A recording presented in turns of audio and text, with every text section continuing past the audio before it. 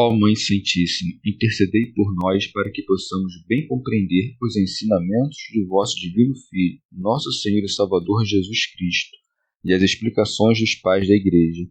Ó Virgem Imaculada, ofereço-vos este trabalho e peço que abençoais aqueles que o ouvirem, e que seja para a maior honra e glória de Deus. Amém. Senhor onipotente, purificai o meu coração e os meus lábios. Vós, que purificastes os lábios do profeta Isaías com carvão em brasa, e dignai-vos, por tal modo, purificar-me com a vossa misericórdia, para que possa dignamente anunciar o vosso santo Evangelho. Por Jesus Cristo nosso Senhor. Amém. Senhor, abençoai-me. Que o Senhor resida no meu coração e nos meus lábios, para que anuncie digna e convenientemente o seu Evangelho. Amém. Evangelho de Nosso Senhor Jesus Cristo segundo São Lucas. Discurso inaugural. As bem-aventuranças. Jesus desceu com eles e parou num lugar plano, onde havia numeroso grupo de discípulos e imensa multidão de pessoas de toda a Judéia, de Jerusalém e do litoral de Tiro e Sidônia. Erguendo então os olhos para os seus discípulos, dizia: Bem-aventurados vós, os pobres, porque vosso é o reino de Deus. Bem-aventurados vós, que agora tendes fome, porque sereis saciados. Bem-aventurados vós, que agora chorais, porque haveis de rir. Bem-aventurados sereis quando os homens vos odiarem, quando vos rejeitarem, insultarem e proscreverem vosso nome como infame, por causa do Filho do Homem. Alegrai-vos naquele dia e exultai, porque no céu será grande a vossa recompensa, pois, do mesmo modo, seus pais tratavam os profetas. Mas, ai de vós, ricos, porque já tendes a vossa consolação. Ai de vós, que agora estáis saciados, porque tereis fome. Ai de vós, que agora rides, porque conhecereis o luto e as lágrimas. Ai de vós, quando todos vos bendisserem, pois, do mesmo modo, seus pais tratavam os falsos profetas. Comentários dos Pais da Igreja. São Cirilo. Uma vez realizada a reunião dos apóstolos e congregados vários outros dentre os judeus e da região marítima de Tiro e de Sidônia, que eram idólatras, constituiu-os doutores de todo o mundo para libertar os judeus da escravidão da lei e apartar os idólatras do erro dos gentios, trazendo-os ao conhecimento da verdade. Por isso diz: onde havia numeroso grupo de discípulos e imensa multidão de pessoas de toda a Judéia, de Jerusalém e do litoral de Tiro e Sidônia. São Beda. Não diz do litoral por causa do mar da Galileia, que estava próximo, o que não seria extraordinário, mas fala do mar grande, no qual punham também Tiro e Sidônia, cujas cidades, como estavam ocupadas por gentios, com razão se chama pelo nome, para que se veja quanto tinha se estendido a fama e o poder do Salvador, o qual, como tinha vindo pregar para todas as cidades, queria ensinar todas a receber e aceitar a sua doutrina. São Cirilo. Depois da ordenação dos apóstolos, o Salvador dirigiu os seus discípulos à novidade da vida evangélica. Santo Ambrósio. Estando presentes a anunciar os oráculos divinos, começa a elevar-se. Embora estivesse em um lugar baixo, elevou os olhos, por isso é dito: erguendo então os olhos. O que é erguer os olhos, senão acender a luz interior? São Beda. Embora fale a todos, levanta seus olhos especialmente para os seus discípulos. Faz isso a fim de comunicar mais abundantemente a luz do entendimento profundo àqueles que ouvem a palavra com o coração atento. Santo Ambrósio. Lucas menciona somente 4 bem-aventuranças, enquanto Mateus menciona 8. No entanto, nestas 8 estão compreendidas aquelas 4, e nestas 4, aquelas 8. Lucas menciona 4, como que abarcando as 4 virtudes cardeais, enquanto Mateus exprime naquelas 8 um número místico, pois, assim como o 8 é a perfeição da nossa esperança, o 8 também é a condensação de todas as virtudes. Ambos os evangelistas mencionam a pobreza em primeiro lugar. Com efeito, é a primeira de todas, sendo como que a mãe das demais virtudes, porque o desprezo das coisas do mundo merecerá as coisas eternas, e porque ninguém pode alcançar o prêmio da vida eterna se, dominado pela concupiscência do mundo, não é capaz de emergir do mundo. Por isso segue: bem-aventurados vós, os pobres. São João Crisóstomo. No Evangelho segundo Mateus, lê-se: bem-aventurados os pobres de espírito, para compreendermos que ser pobre de espírito é ter uma inteligência humilde e, em certo sentido, despretensiosa. Por isso diz o Salvador: aprendei de mim, que sou manso e humilde de coração. Diz aqui bem-aventurados pobres, sem acrescentar de espírito, para se referir aos que desprezam as riquezas. Com efeito, convinha que, quando fossem anunciar a doutrina salvífica do Evangelho, estivessem livres de toda a cobiça e dirigissem os seus afetos às coisas mais elevadas. São Basílio. Nem todo aquele que é afligido pela pobreza é bem-aventurado, mas somente aquele que prefere o mandamento de Cristo às riquezas mundanas. Há muitos pobres de bens que são extremamente avarentos em seus afetos, e esses não são salvos por causa de sua pobreza, mas são condenados por causa de seus afetos. Com efeito, nada que não seja voluntário aproveita para a salvação, porque toda virtude supõe o livre arbítrio. Por conseguinte, é bem-aventurado o pobre que imita a Cristo, que suportou a pobreza pelo nosso bem, pois o Senhor praticou tudo o que conduz à bem-aventurança, a fim de oferecer-se como modelo para os seus discípulos. Santo Eusébio. Como o reino dos céus é aqui contemplado segundo os seus vários degraus, o primeiro degrau a ser escalado é o dos que abraçam a pobreza por causa de Deus. Por isso, Cristo elegeu entre os pobres os seus primeiros discípulos, e na pessoa destes diz: porque vosso é o reino de Deus, indicando que se referia àqueles que estavam presentes, para os quais tinha levantado seus olhos. São João Crisóstomo. Depois de ter ordenado a vida de pobreza, louva as coisas que se seguem à pobreza. Ora, os que vivem na pobreza carecem das coisas necessárias e mal conseguem adquirir o seu alimento. O Senhor não permite que seus discípulos se arreceiem disso, dizendo: bem-aventurados vós, que agora tendes fome. São Beda. Isto é, bem-aventurados os que agora castigais o vosso corpo e o reduzis à escravidão, que servis o Verbo na fome e na sede, pois vós desfrutareis da abundância dos gozos celestes. São Gregório de Nissa. Em um sentido mais elevado, assim como com relação ao alimento do corpo, os homens preferem diferentes pratos. Também com relação ao alimento da alma, uns desejam bens segundo suas opiniões falsas, enquanto outros desejam o que é bom por natureza. Por isso, segundo Mateus, são chamados bem-aventurados os que consideram a justiça como sua comida e sua bebida. Não se refere aí à justiça tomada como virtude particular, mas à justiça tomada como a virtude universal. Aquele que dela tem fome será bem-aventurado. São Beda. De maneira claríssima, o Senhor ensina-nos que não devemos jamais nos considerar justos, mas buscar todos os dias crescer na justiça, cuja perfeição não se pode alcançar neste mundo, mas somente no outro, conforme diz o salmista: saciar-me-ei ao despertar com o teu semblante. Por isso segue: porque sereis saciados. São Gregório de Nissa. Promete a abundância daquilo que desejam aos que são ávidos pela justiça, Com efeito, nada daquilo que os homens procuram nesta vida, segundo a sua concupiscência, os sacia. Somente a busca da virtude dá lugar a um prêmio que traz à alma uma alegria sem defeito.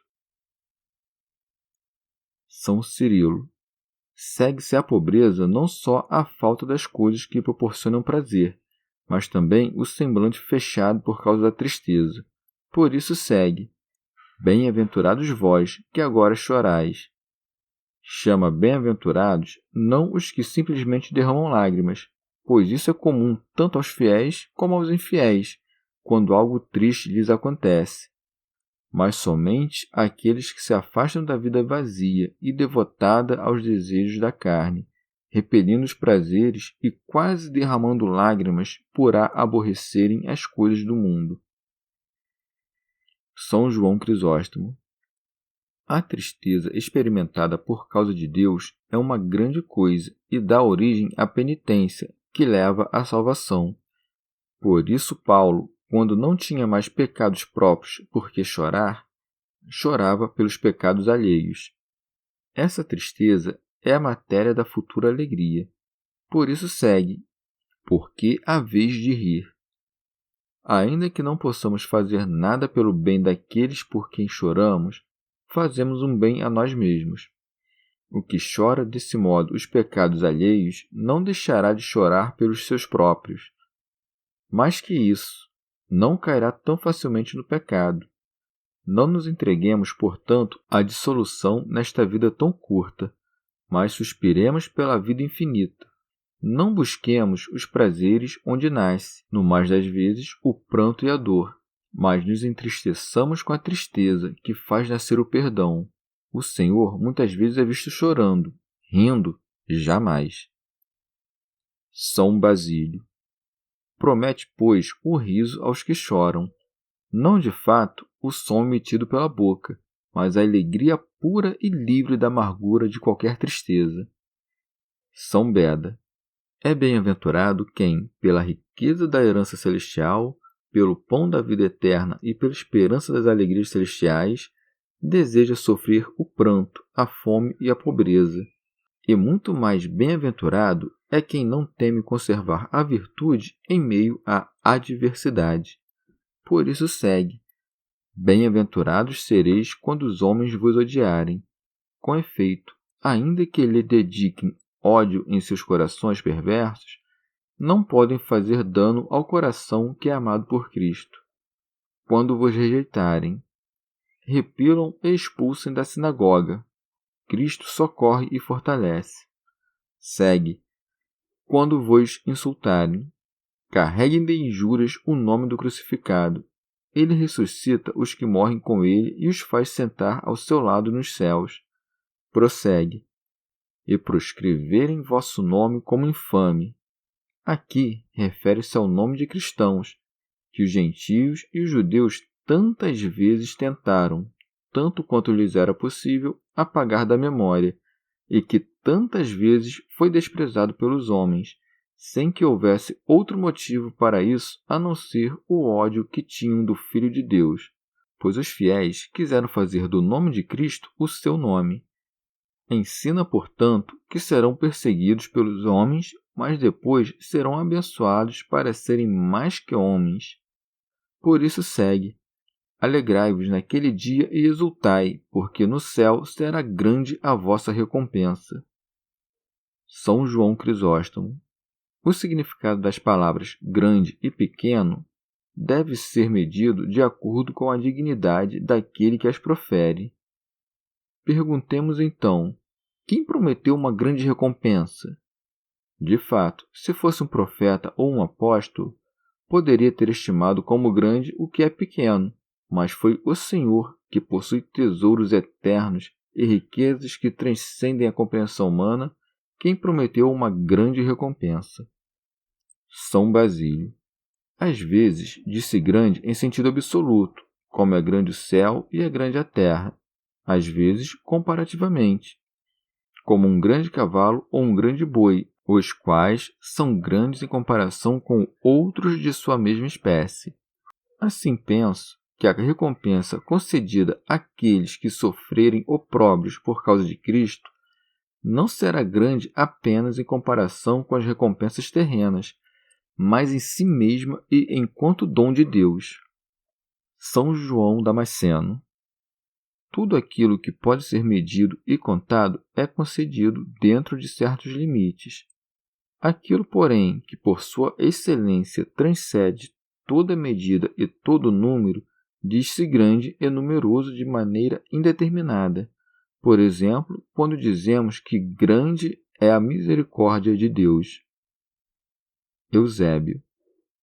Depois, encorajando seus discípulos para o combate que haveriam de travar ao anunciar o Evangelho por todo o mundo, acrescenta: pois, do mesmo modo, seus pais tratavam os profetas. Santo Ambrósio. Pois os judeus perseguiram os profetas até o ponto de matá-los. São Beda. Os que dizem a verdade costumam sofrer perseguições, mas os antigos profetas não deixaram de anunciar a verdade por medo da perseguição. Santo Ambrósio. Nestas palavras, bem-aventurados vós, os pobres, encontres a temperança, que se abstém do mal, esmaga o mundo debaixo dos seus pés e não é seduzida pelos prazeres. Nestas, bem-aventurados vós, que agora tendes fomes, a justiça, pois o que tem fome se compadece de quem tem fome, compadecendo-se, faz-lhe o bem, fazendo-lhe o bem, faz o que é justo, e sua justiça permanece eternamente. Nestas, bem-aventurados vós, que agora chorais, a prudência, que chora as coisas transitórias e busca as eternas. Nestas, bem-aventurados sereis quando os homens vos odiarem, a fortaleza, não aquela que merece o ódio por causa de seus delitos, mas a que sofre perseguições por causa da fé. Assim é como se chega à coroa do sofrimento, se desprezas o favor dos homens e segues a graça divina. A temperança produz a pureza do coração, a justiça, a misericórdia, a prudência, a paz, a fortaleza, a mansidão. As virtudes são de tal modo conexas entre si que aqueles que têm uma têm várias. Cada santo tem uma virtude própria, mas a mais abundante é a mais abundantemente recompensada. Quanta hospitalidade tinha Abraão e quanta humildade! Mas, como sobressaía por sua fé, esta mereceu a primazia entre todas. Logo, muitas recompensas são prometidas a cada um, como incentivos às várias virtudes, mas o que é mais fecundo em algum mérito em particular será por ele recompensado mais abundantemente. São Cirilo. Havendo dito que a pobreza suportada por causa de Deus é a causa de todo o bem e que a fome e o choro dos santos não ficarão sem recompensa, passa agora a falar dos vícios opostos, e insinua que serão a matéria da condenação e do castigo eterno. Daí que diga: mas ai de vós, ricos, porque já tendes a vossa consolação. Esta expressão ai de é sempre empregada nas Escrituras como aqueles que não podem escapar da futura pena. Santo Ambrósio. Ainda que na abundância de dinheiro haja muitas ocasiões para delitos, o que mais há, entretanto, são incentivos para a prática das virtudes, embora a virtude não requeira subsídios, e seja mais recomendável a contribuição do pobre que a liberalidade dos ricos. Não obstante, não condena, pela autoridade da celestial sentença, os que possuem riquezas, mas os que não as sabem usar. Pois, quanto mais louvável é o pobre que com prontidão distribui dinheiro liberalmente, tanto mais censurável é o rico que deveria agradecer a Deus pelo que recebeu, em vez de esconder sem proveito os bens que lhe foram dados para o comum uso. Não é aos bens, portanto, mas à disposição interior que se dirige a denúncia. E, embora pena nenhuma seja mais pesada do que guardar, com angustiado temor, uma fortuna que só haverá de aproveitar aos seus herdeiros, todavia, porque a avareza tira certa volúpia da acumulação, os que tiverem nesta vida o seu consolo, perderam-no na vida eterna. Aqui podemos ainda assim entender por rico o povo judeu ou os hereges, ou sem dúvidas os fariseus, que, deleitando-se na abundância de suas palavras e no patrimônio da sua pretensiosa eloquência, passam por cima da verdadeira fé e guardam tesouros inúteis. São Beda. Aquele rico vestido de púrpura saciava-se todos os dias com esplêndidos manjares, mas sofreu o cruel ai quando, passando fome e sede, pediu uma gota de água do dedo de Lázaro, a quem desprezara. São Basílio. O apóstolo evidenciou a necessidade da abstinência ao contá-la entre os frutos do Espírito Santo. A sujeição do corpo não é obtida melhor por outro meio do que pela abstinência, a qual convém, como um freio, reprimir o fervor da juventude. A abstinência é a supressão do pecado, o afastamento das paixões, o início da vida espiritual, que rebate e embota o aguilhão das seduções. No entanto, para não serem confundidos com os inimigos de Deus, convém, quando a circunstância o exigir, aceitar o que é oferecido, a fim de mostrar que tudo é puro para os puros, passando em seguida as coisas necessárias para a vida e abstendo-se das que alimentam a volúpia. Contudo, não é possível que todos prescrevam para si a mesma hora, o mesmo modo e a mesma medida na prática da abstinência, mas deve ser a intenção comum de todos não chegar ao empanturramento, pois a barriga empanturrada torna o corpo mesmo incapaz das operações próprias, sonolento e disposto a práticas nocivas.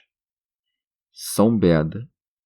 Dito de outra forma, se são bem-aventurados os que sempre têm fome de obras de justiça, devem ser considerados infelizes em sentido contrário os que, comprazendo-se em seus desejos, não sentem nenhuma fome do verdadeiro bem. Segue. Ai de vós, que agora rides, porque conhecereis o luto e as lágrimas. São Basílio. Como o Senhor aqui censura os que riem, claro está que nunca haverá para o fiel tempo de riso, e, sobretudo, em vista da enorme multidão dos que morrem em pecado, por quem se deve, em verdade, chorar. Ora, o riso vão é sinal da intemperança, movimento de uma alma desregrada. Todavia, não é inconveniente manifestar num rosto prazenteiro a paixão da alma. São João Crisóstomo. Diz-me, por que exibes essa dissipação, essa gargalhada desmedida, sabendo que haverás de estar presente ao terrível julgamento e prestar conta de tudo que aqui tiveres obrado? São Beda. Mas porque a adulação ama que é do pecado como o azeite é da chama, costuma administrar as sandálias aos que ardem na culpa, acrescenta: ai de vós quando todos os bendisserem. São João Crisóstomo.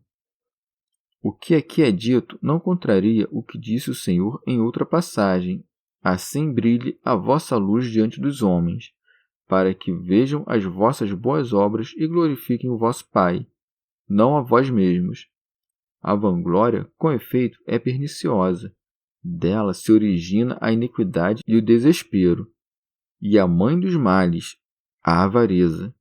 E se procuras um caminho pelo qual evitar tudo isso, dirige o olhar sempre a Deus e te contenta com a glória dele, pois, se em todos os assuntos deves escolher os mais instruídos para juízes, como podes confiar a avaliação da virtude às multidões, e não àquele que a conhece mais do que qualquer um e que a pode conceder e coroar? Ora, se desejas a glória que vem de Deus, evita o louvor humano. Com efeito, não há ninguém que admiremos mais do que quem desdenha a glória. E se temos nós homens esse costume, quanto mais não o terá o Senhor Deus. Considera também o fato de que a glória dos homens passa depressa, porque o tempo a entrega ao esquecimento. Segue, pois do mesmo modo seus pais tratavam os falsos profetas. São Beda. Refere-se aos falsos profetas porque tentam predizer o futuro para granjear o favor do povo. Por isso, na montanha, o Senhor expõe apenas as bem-aventuranças dos bons.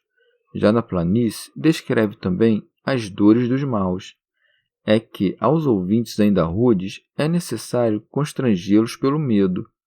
Quanto aos perfeitos, porém, basta convidá-los com as recompensas. Santo Ambrósio.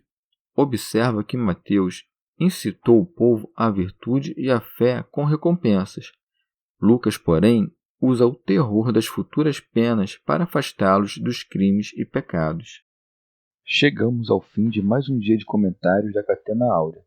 Muito obrigado por ficarem até aqui, que Nossa Senhora derrame suas graças sobre nós e até amanhã.